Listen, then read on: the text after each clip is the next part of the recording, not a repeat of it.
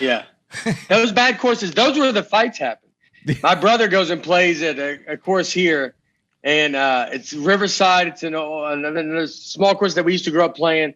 I actually like the course. I like, it just means it's a course you grew up playing. Mm-hmm. And but that's a course where all the tee boxes are next to the greens. And I mean, people are getting hit.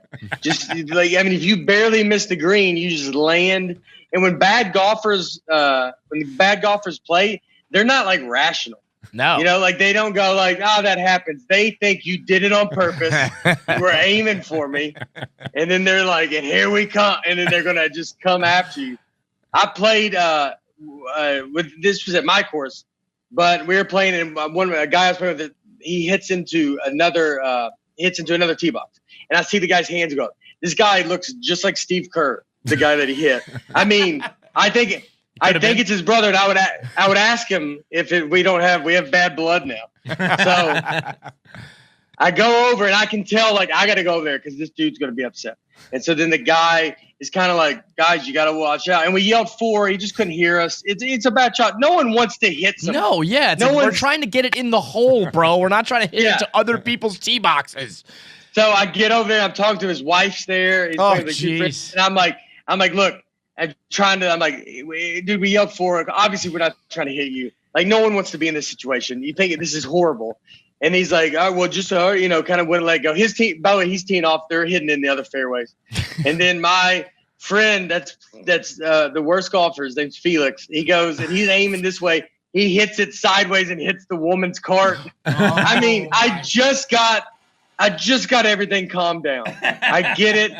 And then, I mean, I'm like, all right, we're good. They're like, we're good. And it's like, boom. And he just hits it. And the lady goes, come on, guys. Like, the timing was beautiful. Like, I was like, all right, he might have done that one on purpose. I don't know what to tell you about that. So that one you got to beef. That one I understand. Yeah. That makes sense. Have you ever had any golf rage moments? Have you ever been on the other side of it? Or at yourself, maybe? Maybe not other people? I've been hit on a range. On a range? On a range where I've been, when did I get? Were you driving the car? I got sideways. No. Driving on the range. I've had a ball go off sideways. Holy shit. And it hit. And then there's another range that's near a hole. And so then a ball hit over there. I've been hit a few times. Like your cart gets hit.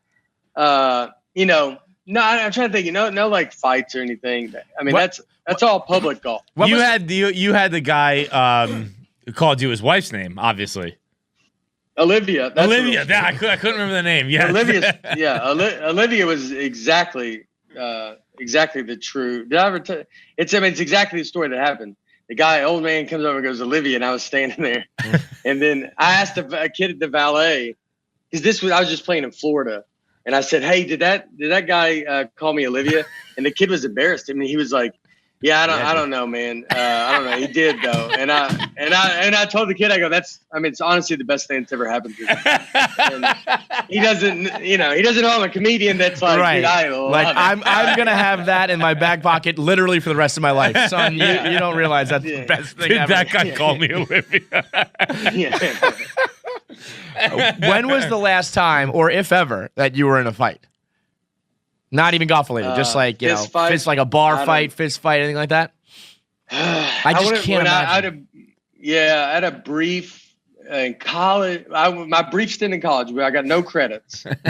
How many attempts? Like how long were you there? I was there a year and a half. 18 months. You got no credits, dude. Nate? I was there for 3.5 years. I have like 30 credits. So I think on pace you're better than me. That's like what 2-3 semesters worth of classes. Like were you taking full like amounts, like 4 or 5 classes at a time? No, dude. I know I took my ACT and stuff. I had like ACT. I was like real bad. I think I got a 17 or something. I've never told anybody because I think it's embarrassing. It's low where people are like, they would be like, "Are you okay?" Like something. like the teachers would talk to the parents after, like to be like, "Hey, can we all just hang back?" I don't know if you should be in this school. Or like that's like no, something must have been wrong with like the Scantron. I don't think I ever taken an ACT. Yeah, well, I'm actually looking right now. I don't even know. I think the ACTs are not really an East Coast thing, or they weren't because I don't. They're Southern. Yeah. Oh, really? What's the score out of 17 out of 36. Oh, that's not good. That's not Come good. on now. That's not. I mean, we weren't even. I mean, I think it's 36. Yeah, if I got a 17, do you think I know what my answers are? I think 18 is like 18's like you're getting through. You made, you're nothing to brag home about, but you're not. 17's like the first. It's like 17. I took remedial classes as well. So I went to community college and took. I took speech, a class called speech, and I talked about the Vandy '96 football season. I showed a highlight reel from it. That's a highlight reel where we went 5-6, and that was our high. And I was like, oh my God, I'm like all fired up about Vanderbilt.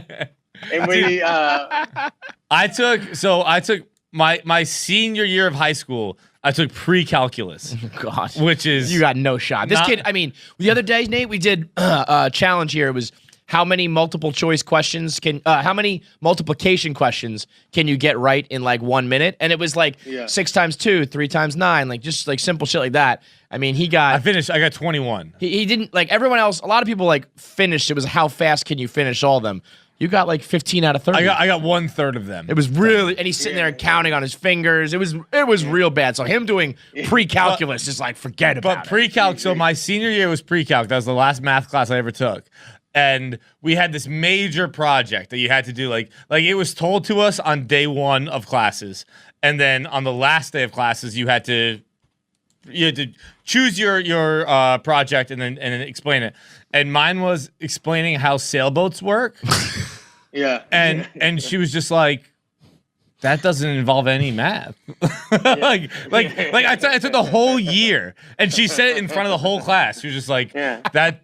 You explained no math. That's like a science question. Yeah, like great job for the wrong class. That's physics.